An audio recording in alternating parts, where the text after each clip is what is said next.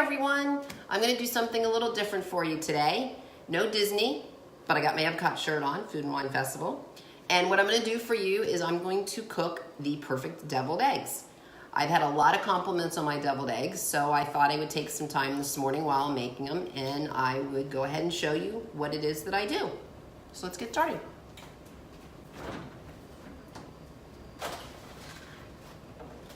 I've made deviled eggs for a really long time, and I've tried all the tricks. I've tried old eggs, new eggs, putting them in the cold water after you cook them, cooking them for a certain time period, boiling the water until it gets to a hot boil, and then taking it off and letting them sit 13 minutes. I've tried every trick that I've ever read or saw about, and I finally just kind of gave up, and one day watching the Home Shopping Network, which you can get these all over the place now, I got this handy dandy little egg cooker. And it really makes all the difference in the world. I'll never use anything else. And so that really is a big key to making deviled eggs easier to make. It doesn't necessarily make them any better if you can get them to peel right in another manner. But for me, this just hands down makes it so easy.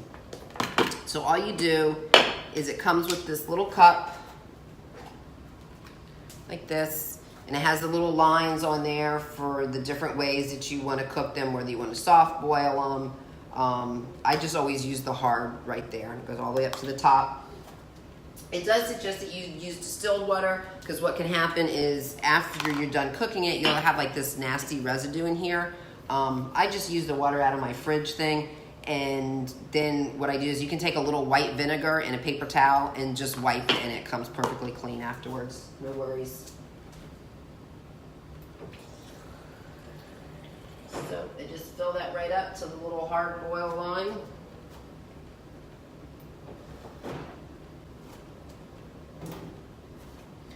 Pour it right into the bottom,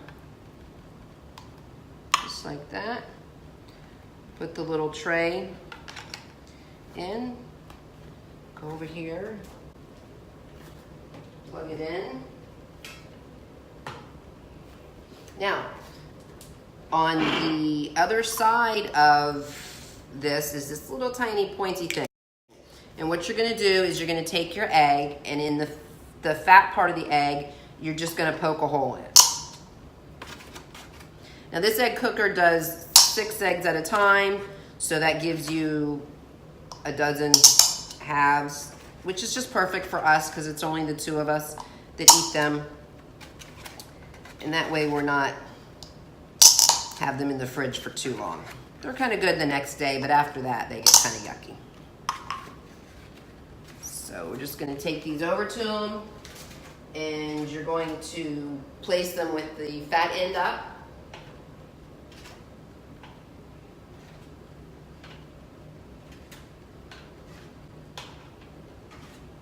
Where your hole was.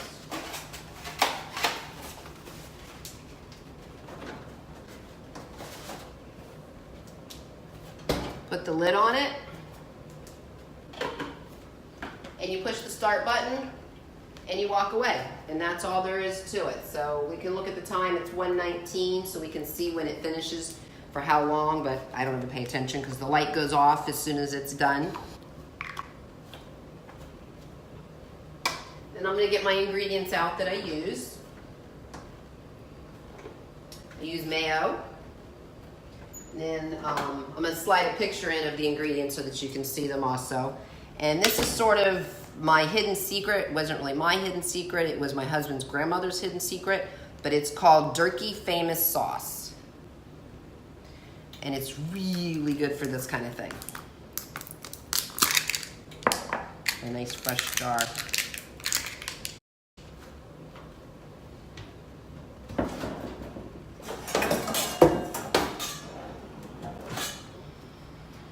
Bowl, my mixing bowl. And then I don't use a lot of ingredients. The only things that I do use salt, of course. I use white ground pepper, and I like a little celery salt. You don't have to use the celery salt. I don't use it all the time. but I do kind of like to use it. So when I have it, I use it. And that's pretty much it. Now we just wait for the machine to finish. I have one of these handy dandy little egg stealers that I stole from my mom when she brought them over one time and I never gave it back. But they're great. One of the tricks that I do is I put a paper towel in the bottom of it before I put the eggs in there. That way when it's in the fridge, it helps the eggs stay kind of dry instead of getting all moist and slippery. Oh, the other thing that I do on top, which I think most people do, is a little paprika.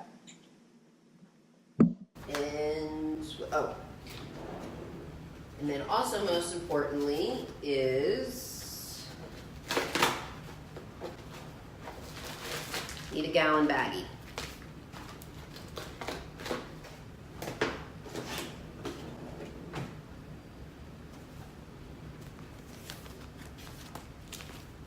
And now we just wait.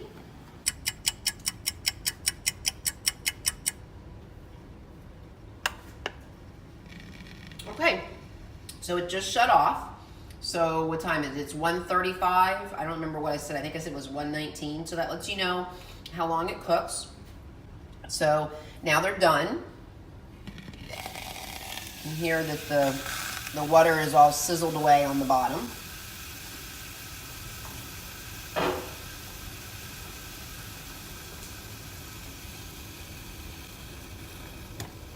Go ahead and unplug it. And then one of the things that I'm going to do is, they're really hot, so I usually like to let them cool off. So you can let them sit here and cool off. But I just kind of get them off of the heat, drop them into a little bowl.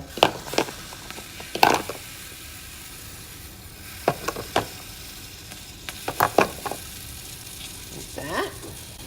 And they'll just sit here and cool off. Right here. And then, like I was saying, you can see how in the bottom of the thing is a little bit of dark stuff just from the residue that's in the water, really. So it's really easy. You just take a paper towel.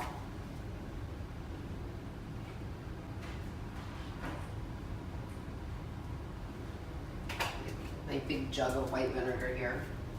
And I just put a little white vinegar onto the paper towel.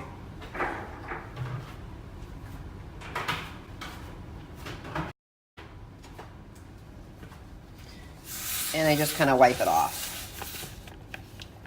And that's all there is to it. And then that's how I clean it. I've used this for many years, so there's a little bit on here that's just sort of on there, but it doesn't hurt anything. And it's fine. So luckily, I have a very exciting live stream from Gareth and Laura to go watch. So I'm going to do that while the eggs are cooling off. And when I'm done with that, I'll come back and I'll show you how I put everything together. I've got everything laid out and the eggs have cooled. They're still a little warm, which I like because it makes making the yolk mixture easier. So I'm going to show you how easy this happens and how quick this happens.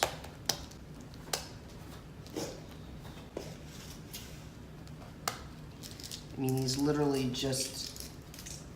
they just peel right off.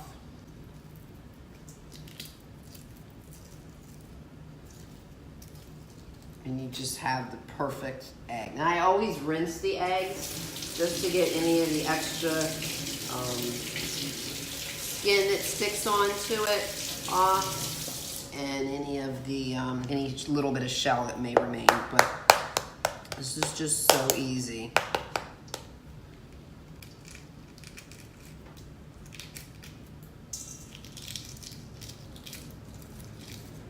I used to always I like to make egg salad too at the same time, and so I would always use the eggs that didn't come out perfectly to make egg salad. But since I switched to using this cooker, that rarely happens.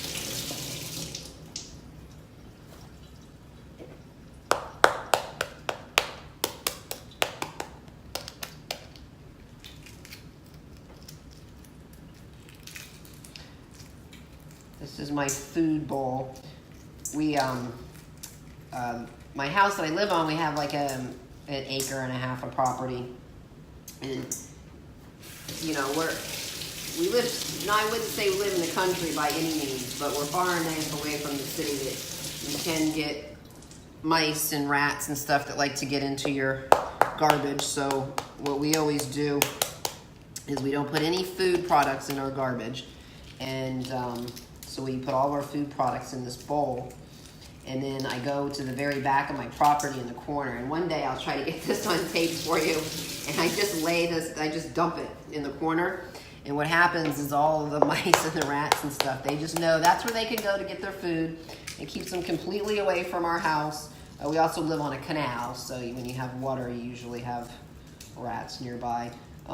But every once in a while, when I go out there, I'll catch a glimpse. And if you know the fat rat from Ratatouille, yeah, you can tell we have a regular family that hangs out around us. And it is the fattest rat or mouse. I think it might be a field mouse, but anyway, it's really fat.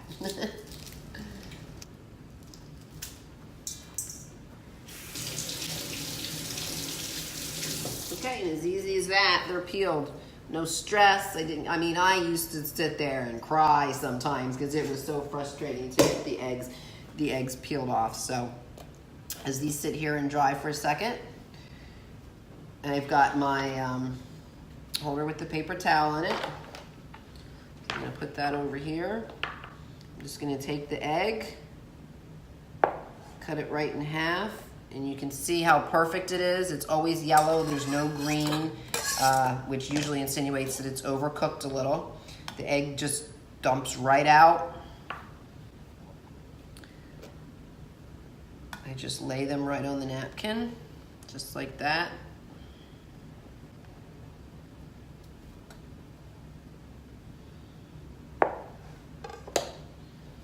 You're gonna see how quick this goes.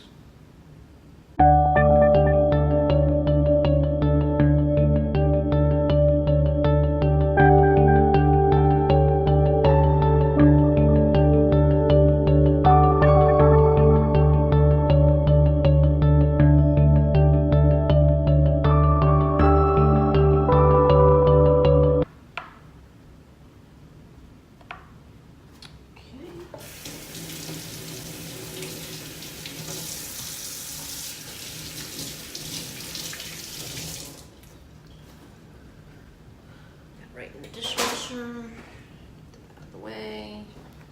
Don't really need the board anymore. Out of the way.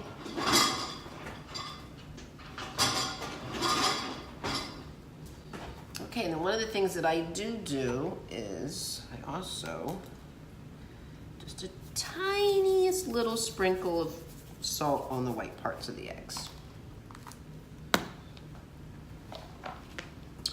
We'll set those aside.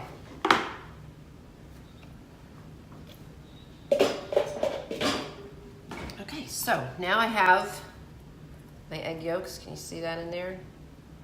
Just like that. They're kind of warm, like I said, so they'll break up real easy. So I just take my fork and just break them up.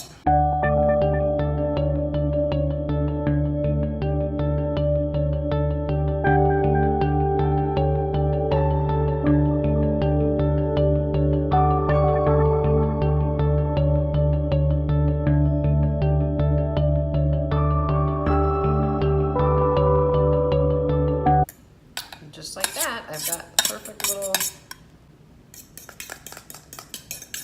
eggs all broken up. Now, I'm not a big one for measuring. Like I said, I've been doing this a long time. Plus, I think everybody has a different taste of how salty that you like your eggs.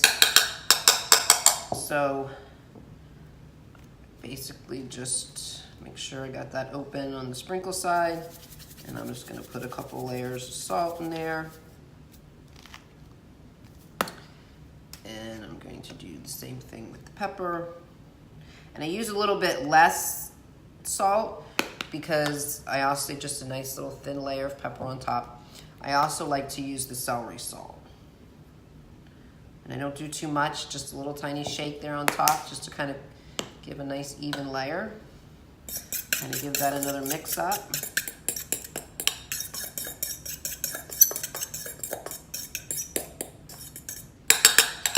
Okay. And my mayonnaise is a little bit more expensive to get it in this container, but I just find it worth it. So again, I'm not a big one on measuring. I just kind of squirt. It's probably a couple tablespoons in there. And now for the turkey sauce. And probably a nice big heaping a teaspoon like that is all I'll put in there. I'm gonna give that another stir. And here you just kind of start doing till you get the consistency that you want.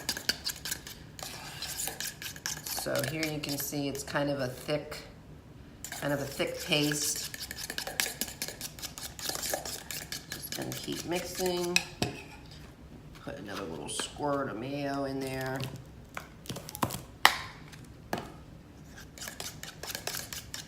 And you'll kind of feel like the resistance on the fork as you're turning it. If it still feels really hard, then just add a little bit of mayonnaise, but you don't want it to get soupy by any means.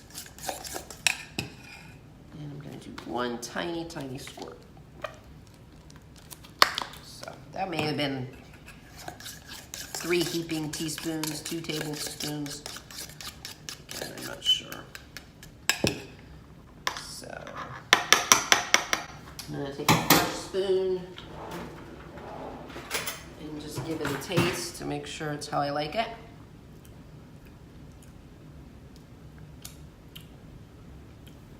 A little heavier on the turkey maybe than I usually do. It's really good. So maybe not such a heaping teaspoon. A little extra mayo. Little dash of salt. And then remember, I put salt on the egg whites too, so when you go to eat them, you'll have a little bit of salt there. Always less is more. Start out with less so that you can add more if you need it.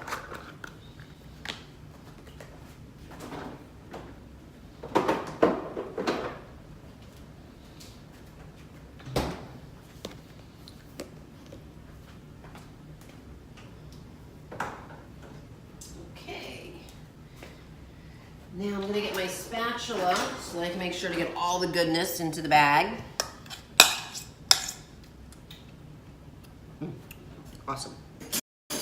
Okay, so I take my bag, fold this tip over here a little bit like this so that you can make a little bowl out of it so you don't get it all over the sides as you're scooping it in. And you can see that's it's a pretty smooth consistency.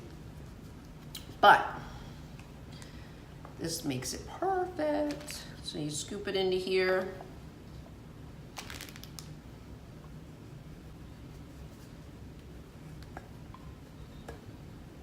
And I love these rubber spatulas because look at you get like every single little drop out of there, which is really important not to waste. Scoop it off in the bag, off the spoon. And you're done. Right. Just out of the way. All right, so now what I do, and doing it this way is really great because you get all the air out. You're gonna get all of the lumps and bumps out of it. You're gonna finish mixing it so that the ingredients really get mixed in there. Just sort of work it around. And the bonus side of this is that my son Ricky, when I make deviled eggs, he tends to eat just the yolk and then throw the white part away. So to keep him from doing that, he gets what's ever left over in the bag.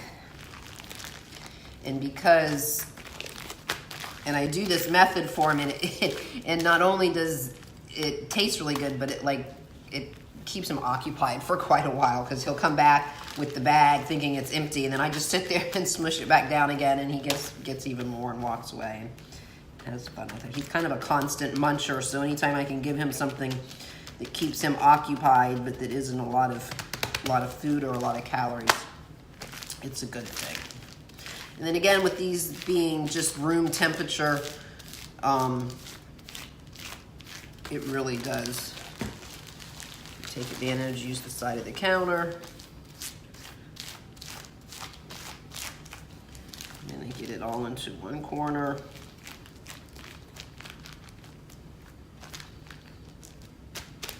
Keeping the air out. All right, now here's another little hidden trick.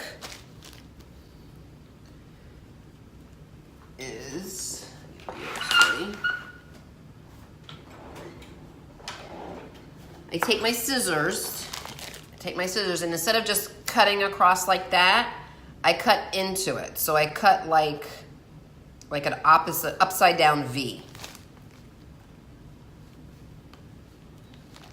So I'm just gonna cut a little bit there and a little bit there.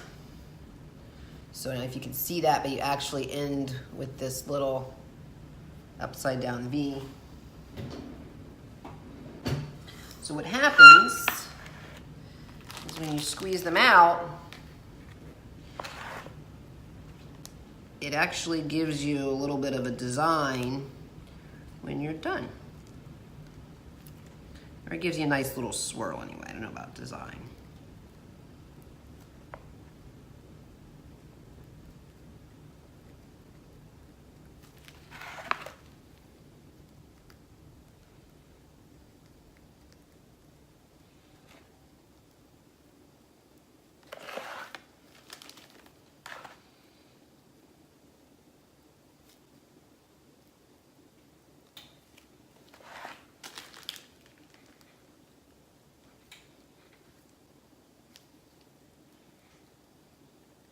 That was a little angled off, not as pretty as the rest. Okay, and that's pretty much it. You can add a little extra to the top. I'll leave a little bit in the bag because that will keep Ricky occupied for at least 35 minutes. And he'll be very happy about that. I take a very light dusting. Do it slow so it doesn't come pouring out. And that's it. There you go. The perfect deviled egg. And I'll just go ahead and put the lid on these and then put them in the fridge until we're ready to eat them. And then we take them out and let them kind of come up to room temperature a little bit.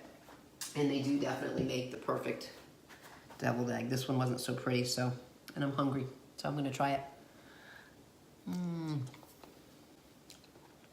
Really good.